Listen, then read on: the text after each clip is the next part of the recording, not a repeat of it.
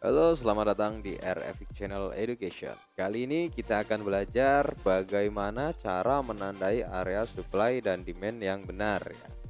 Seringkali kita dalam melihat market ya, seperti yang saya jelaskan di video sebelumnya ya. Di time frame H4 ini misalnya kita menandai area supply ya, tetapi supply seringkali ditembus ya. Jadi harga itu masuk ke supply, tetapi kadang respect kadang tidak ya. Kadang kita sering sekali terkena stop loss. Jadi permasalahan di sini kan bagaimana caranya kita untuk menandai area supply dan demand. Seperti itu kan. Menandai area-area yang tepat. Kali ini saya akan memberikan ya trik ya dan tips bagaimana cara menandai area supply dan demand. Untuk video kali ini saya akan membahas video hanya untuk materi tentang menandai area supply ya. Di sini kita langsung melihat mata uang Netherlands versus USD ya. Di sini terlihat ya sesuai materi saya yang kemarin ya. Di sini terlalu banyak supply ya. Supply pertama ada di sini, oke. Supply kedua ada di sini ya. Supply ketiga ini juga ada supply zone ya. Tapi bagaimana cara menandainya agar entry kita itu sangat low risk, bahkan tidak ada resikonya, sekali masuk langsung profit. Apakah bisa ya? Nah, sebagai contoh ya, langsung saja saya perbesar chartnya ya. Saya ganti ke template kosong agar mudah nantinya, jangan lupa auto scrollnya saya matikan. Di sini ya, kita melihat ada drop base drop ataupun rally base rally ya. Saya melihat drop base drop di sini ya. Saya ganti ke line chart dulu, ini adalah drop base drop. Lalu saya ganti ke candlestick, saya marking dulu area base-nya. Cara menandai area base ya, itu seperti ini ya. Jadi ketika drop base drop ya, ini adalah drop candlestick bearish ya, lalu candlestick bullish, lalu candlestick bearish. Yang kita tandai itu candlestick bullish-nya ya. Dari mana ya? Dari opening price ya. Opening price itu di mana? Opening price-nya itu di sini. Ini awal mula pembentukan candlestick bullish ya, di openingnya bukan di low-nya. Lalu sampai mana? Sampai higher-nya. Sampai dia maksimum untuk naik. Nah, di sini kita marking dan kita bisa tandai dengan horizontal line ya. Markingnya menggunakan horizontal line dan menandai areanya menggunakan rectangle ya. Kita pindah ke H1. Untuk apa ya? Di H1 itu untuk membuat kita lebih tajam dalam menganalisa, lebih sharp entry. Nah, perhatikan ya. Kondisi marking yang tadi di H4 ya. Drop base drop di H4. Ketika kita pindah ke H1 ya, kita bisa melihat adanya candlestick bullish terakhir. Ini candlestick bullish terakhir. Kita bisa persempit areanya di sini ya. Lalu kondisi bullish seperti ini apakah SND seperti itu kan? Kita pindah ke M30 ya. Di M30 kita akan menemukan bahwasanya yang di marking tadi adalah SND. Jika ini masih kurang jelas ya, kita bisa turunkan lagi ke M15 ya. Di M15 seharusnya akan lebih jelas bahwa ini adalah rally base drop.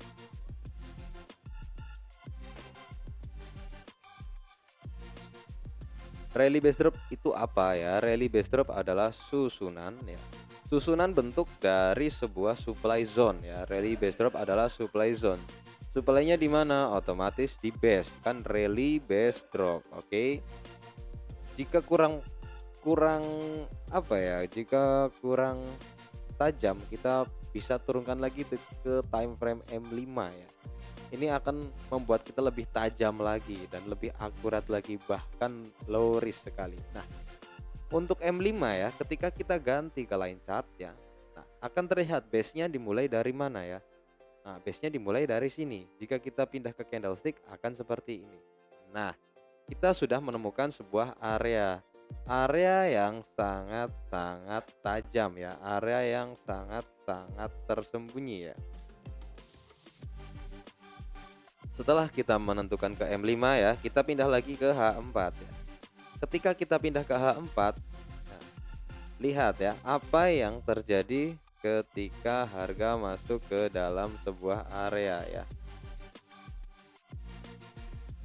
Kita bisa pindahkan dulu horizontal lainnya ya, karena yang terpenting di sini high-nya itu tidak terlampaui. Dalam artian tidak terlampaui bagaimana ya? High-nya tidak berubah-ubah, tetapi opening price-nya selalu berubah. Nah, ini adalah contoh drop base drop pada time frame H4 yang seharusnya adalah full body penuh ini ya. Tetapi kita gunakan multiple time frame analysis untuk memperkecil resiko ya. Apakah ada kekurangannya dengan metode ini? Jelas ada. Kekurangannya seringkali order kita tidak dijemput oleh market ya. Jadi ketika harga masuk ke dalam area kita ya, seringkali tidak tersentuh oleh market. Nah, kita bisa hitung seberapa luasnya. Ini hanya 10 pips ya. Jika stop loss kita 20 pip di luar dari zona ya. Saya pindah ke 1, 20 pip itu di mana? Jika kita entry dari sini sampai 20 pip ya. 20 pip itu di sini ya. 20 pip itu di sini ya. Jadi sangat worth it ya. Nah, ketika harga masuk ke dalam area apa? Area rally base drop kita ya. Harga running sekitar 150 pip. Trading kita semakin santai jadinya. Kenapa santai ya? Karena kita tidak perlu menunggu harga masuk ya.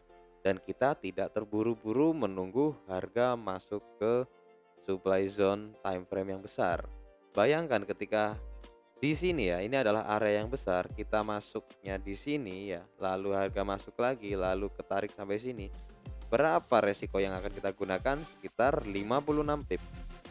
Lumayan ya, 5,6 dolar dengan lot 0,01 ya. Akan tetapi jika kita perkecil resiko kita, oke, trading kita semakin santai karena kita bisa menggunakan teknik martingale ya, atau kita bisa melakukan istilah bom ya, seperti yang anak-anak di grup itu lakukan ya. Jadi kita bisa menggunakan area-area tersebut untuk melakukan entry.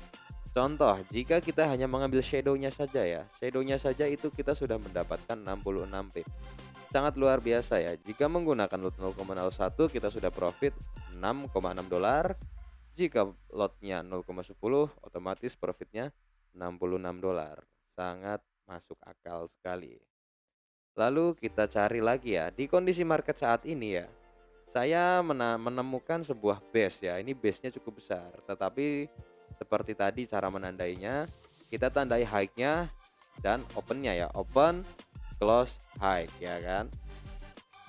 Saya akan menandai areanya terlebih dahulu ya. Ini adalah areanya. Ketika saya menemukan sebuah area, saya akan pindahkan ke H1. Untuk apa ya? Untuk mempertajam ya.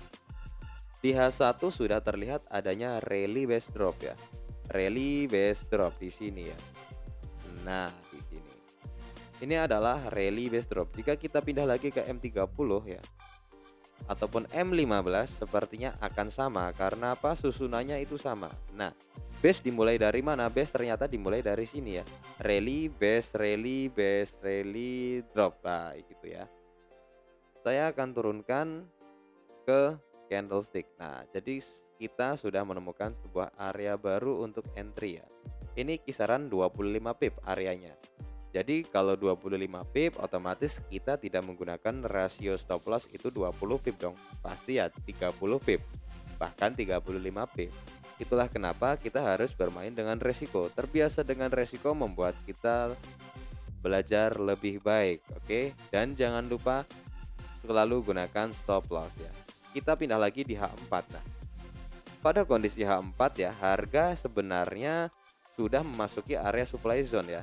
Area supply zone H4. Akan tetapi harga belum memasuki area supply zone kita ya. Area supply zone yang kita tandai.